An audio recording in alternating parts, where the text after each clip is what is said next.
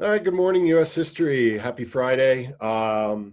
Figured today we could do a quick check-in, look through some of the vocab that you had, and if you had any questions, obviously throw it in the chat or shoot me an email. So let's me throw this up here, and we will start looking at some of the vocab.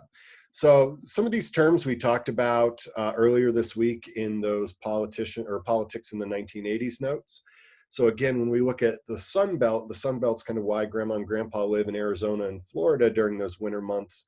It talked about a big spike in population or population boom in southern states, the states that are generally warmer in those winter months between 1950 and 1980. And you really started to see big spikes in population in those southern states, Arizona, New Mexico, southern Texas, and Florida, because of the kind of transient populations coming from cities in the north to kind of going down south, those sunbirds that travel between the south and the north depending on the season.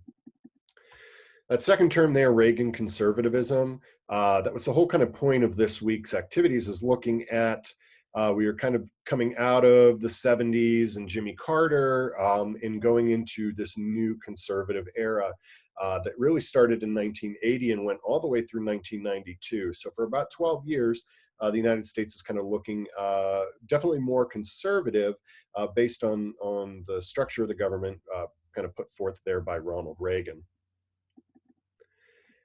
So Reaganomics, again, was another term that we talked about this week. Reaganomics being supply side economics, or this trickle down theory. And trickle down is kind of that negative connotation, or at least a skeptical connotation, that tax breaks for the people at the top are going to trickle or fall down to middle and working class families. Reagan said if I give tax breaks to businesses and the top 1%, that they would have then have more money and be able to spend it opening up new businesses or employing new people. But the skeptics said that rarely trickles down to the people at that bottom in the working class families.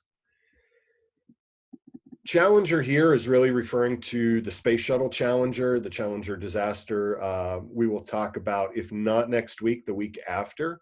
But the Challenger explosion, 1985, space shuttle launch that occurred, and it exploded after takeoff due to some temperature differentials and this thing called the O-ring. The O-ring being these barriers in between the fuel tanks that had cracked and allowed some gas to escape. And we'll talk about a little more detail, but the Challenger explosion that goes along with here the Exxon Valdez. Prior to Deepwater Horizon in the Gulf of Mexico, the Exxon Valdez was the world's worst oil spill. It was a tanker in Puget Sound in Alaska, and it was a big environmental disaster. This giant tanker ship ran aground in a Puget Sound in Alaska, dumping oil into there, and it was a big disaster. And we'll probably talk about that not next week, but the week after. Just Say No. Just Say No was an anti-drug program kind of started in the 80s by Nancy Reagan, Ronald Reagan's wife. It had some mixed results, but that's kind of what we were looking for there. I know, even though this is the 80s, we're looking ahead to the 92 election, and the 92 election between Bill Clinton and George H.W. Bush and Ross Perot. So you see George H.W. Bush won in 1988, and he's up for re-election in 92, eventually losing to Democrat Bill Clinton.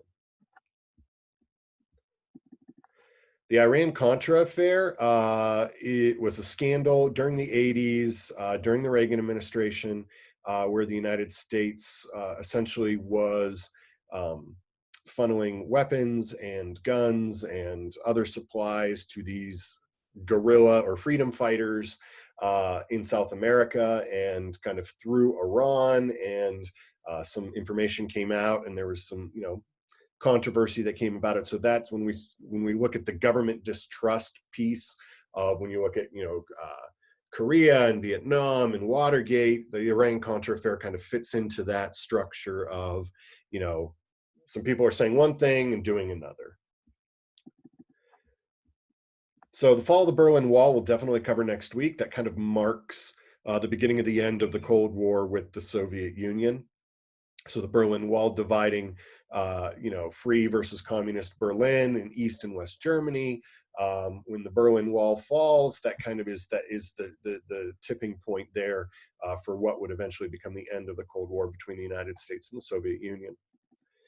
So here are some of your politicians. Mikhail Gorbachev was the last leader of the Communist Soviet Union in the USSR.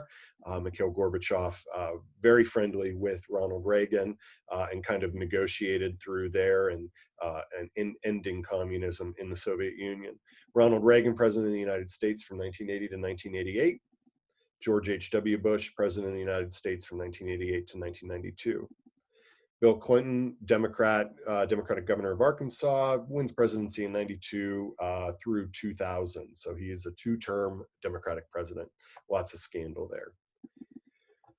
Ross Perot was an independent presidential candidate. He was an oil baron, oil magnate from Texas that ran in the 92 election. And, some people might say had a spoiler effect or pulled some of that support away from George H.W. Bush, kind of thus giving Clinton the victory there. Operation Desert Shield was the first mission not inside of Iraq, but the first Iraq War or first Gulf War. George H.W. Bush kind of puts U.S. troops inside the tiny country of Kuwait, which is on the Persian Gulf. Iraq was coming into Kuwait to try to take over some of their oil fields. So the first operation was called Desert Shield. When it became an active war, it was Operation Desert Storm. So those are the first kind of Iraq wars there in 1990. Yuppies. A lot of people are struggling defining what a yuppie is, but a yuppie is kind of that young urban professional is what that stood for. So a young urban, someone who's young, they're living in New York City, they're living in a big city, working professional jobs. So you kind of see the guy with the shirt and tie and the suspenders, talking on the giant brick cell phone, stock trader, that Wall Street image. That's what we're referring to as the yuppies. Star Wars, again, is the strategic missile defense that was meant to kind of protect if Russia was going to be shooting missiles over into the United States, they would be shooting it kind of over the North Pole through Canada because it would be a shorter distance that way. They wouldn't go around the Earth this way. They would kind of go up and over the pole. So we set up a missile defense shield that kind of said we would be able to know if missiles were incoming and try to be able to shoot those down.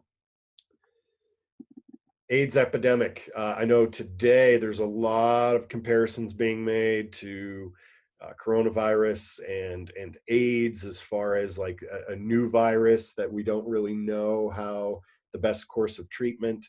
But the AIDS epidemic really kicks off in the 1980s, and thousands, if not millions, of people affected either themselves or someone that they know. But we will definitely talk about that in the coming weeks. And Wall Street, you really start to see big gains and focus on these stockbrokers, these day traders, kind of being the picture of 1980s professionalism. They're making lots and lots of money buying and selling stocks on the stock market. So those are kind of the vocab terms that we have for this unit. Some of them we've covered, some of them we haven't. Any questions from you guys?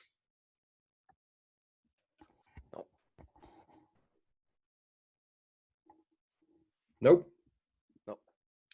Okay, well, I'm going to stop the recording here in a second. Just a reminder to people watching that starting on Monday, I will try to post links and schedules for the Zoom conferences on Monday so you can kind of know where you need to be.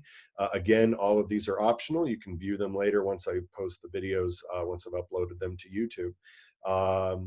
So again, next week, kind of keep your eye on Canvas, on the calendar. If you have any questions, please feel free to email me, reach out. We can set something up or talk that way.